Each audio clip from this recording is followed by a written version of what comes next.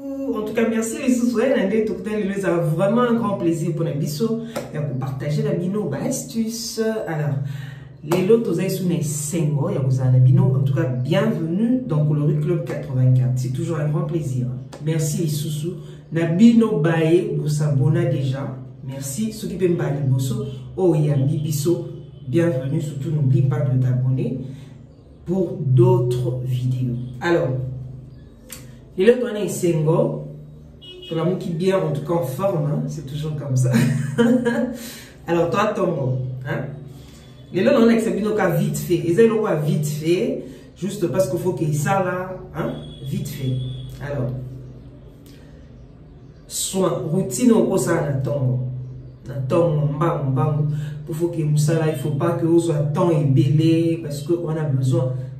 Hein? Omi bate la air aux obima et longinayo au bate la air aux obima parce que c'est soin, c'est très important. Alors, nena lo bara toujours, hein? C'est très important pour battre les vacances kozala na temps. Oh, mouton sera na poids bien, teinture kitoko, c'est moins cher, c'est pas moins cher. Mais ezaka bien ce qu'on sait là-bas produit bien. Et puis oso respecter parce que c'est toute une chaîne. Oso respecter ma norme. C'est très important. Le gros problème, c'est que rien que pendant la journée, biso souvent tout ça les la honte. Tout ça biloko basale la pourquoi tout ça pendant la journée. Alors il faut faire très attention. Aux ana peau grasse, aux ana peau mixte, aux ana peau normale, aux ana peau sèche. En tout cas, ils auront toujours la deux routines. Il y a tango, il y a peau. C'est très important. Et puis les produits, au sein de la tango, il y a moins d'atteindre au sein de la peau, quoi. Ok? Voilà. La première des choses, il faut toujours qu'aux ala na démaquillant. C'est très important parce que quand tu as là, tu produis ka bani nebele. Na tango nyonso soko la muki, il faut au démaquiller et l'onginayo.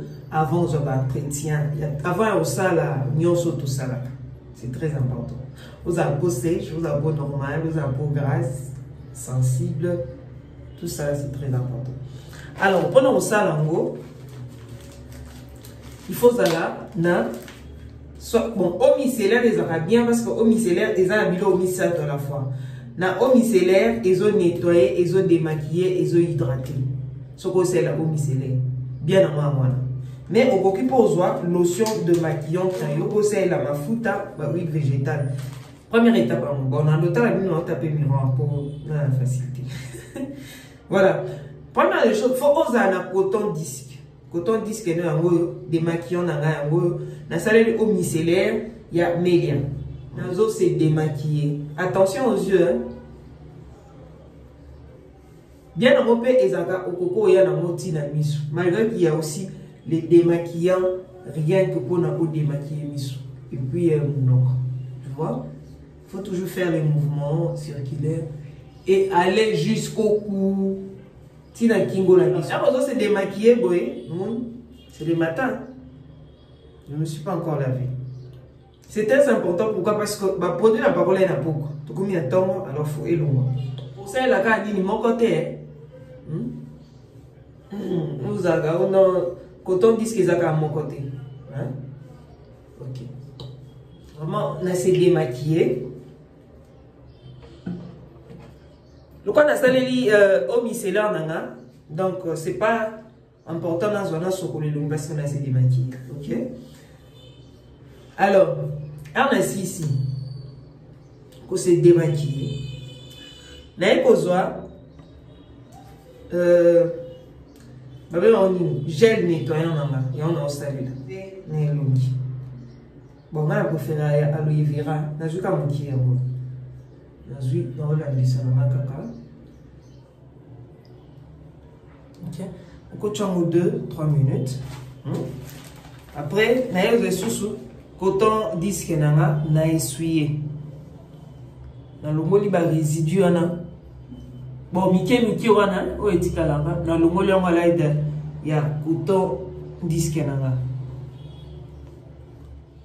faut kende tina kingo kolongola bandambu ndambo Bon, je nettoyer Zaraba, Midel et Belé, mais on a pas faire aloe vera. Et puis, comme il faut toujours tenir compte du type de peau, ce qu'on sait la produit. Dans ce produit, la type de peau, c'est très important. Si on a un type de peau, ainsi qu'on somba, sinon on va somba, on va présenter aux yeux zombies. Aux zombies, il y a peau sèche, il y a peau sèche, il y a peau grasse. On va la nyonso. Et c'est l'audi. Ok? Voilà. Merci ici. Si quoi, n'a pas besoin mousse nettoyante, n'a pas aloe vera. Voilà. Pour les Arabiens par rapport à peau, pourquoi n'a pas sensible. Par rapport à produit moussou quand on pouf, irritation même. Or, on a en tout cas, on a un problème. Ok? Dans une mousse nettoyante, on a un mot. Au cantonnet, on a gratté, on a gratté. Donc ça va avec douceur, c'est très important. Très. Quand on voit, non, ce qu'on a na eau tiède. Ok. Donc on y est, nettoyer tiens. Mais pour soit serviette nanga, ils a rien que pour na elongi. Il y a douche voilà, il y a d'autres voilà. Serviette du ango. Nazo tapoter dans nazo beta ne longi na ochaboite pour agresser longi. C'est très important, il y a aussi là-bas un mouvement au ozo pas mousser longi. OK. Ça va avant moi et ça vient à base à midi. Alors si on a une côte à douche pour la quand on mba na osongo ka na sali ya mousse hein. Na quelqu'un na nettoyer qui on a vraiment pour nettoyer au sentir fraîcheur. On a nettoyer qui na suis savon na sali en mousse.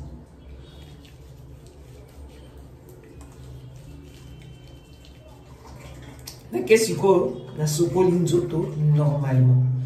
Est-ce que na sokoli nzoto pour na savon na sali la nzoto. OK? Na suis donc na sokoli.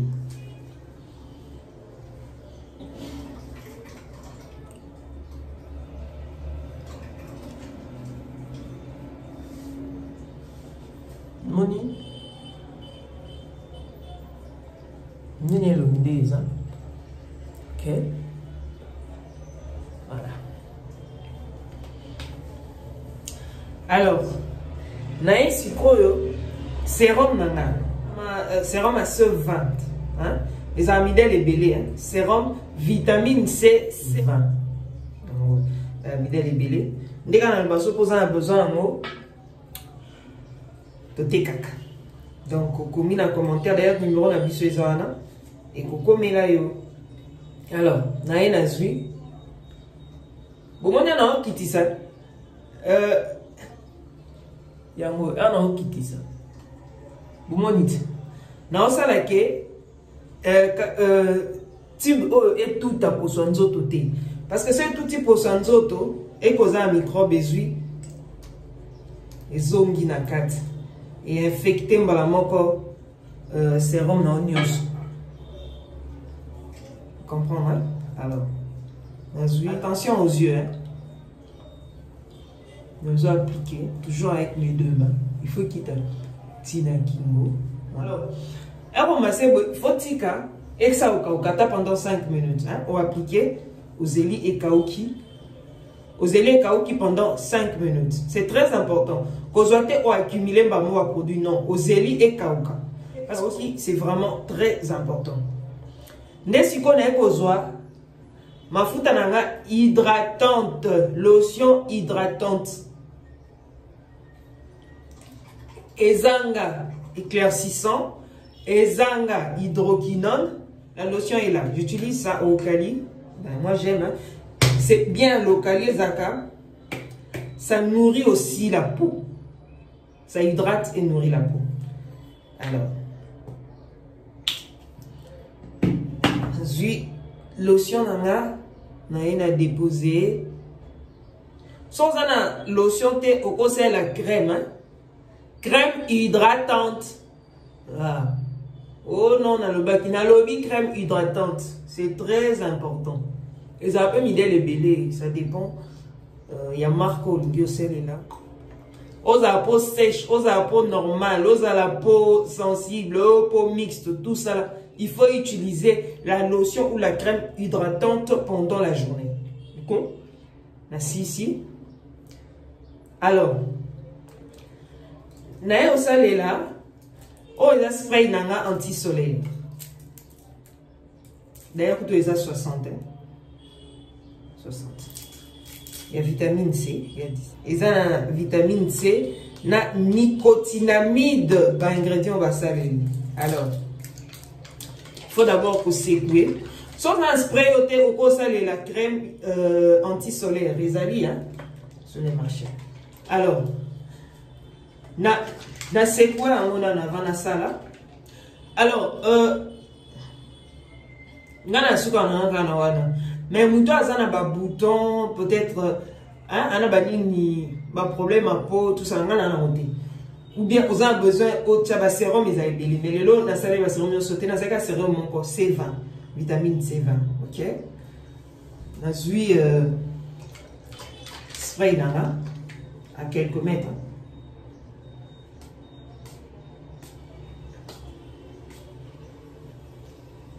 Il ne faut pas en mettre de trop. Parce que si tu en mets de trop, voilà. Si tu en mets de trop, on pousse un peu mettre au monde. Alors, et ça lui pembe. Si tu en mets de trop, ok. Némon au crème. Si tu en mets de trop, et ça lui pembe. Si tu en mets des trop. Alors, il faut toujours que tu aies parce que partir au nion sope izaka exposé au soleil. On a la ti au cause à bissé so bissé aux serviettes. On est à tout chocolat. Aux serviettes non au kangi. Donc tu fais ça.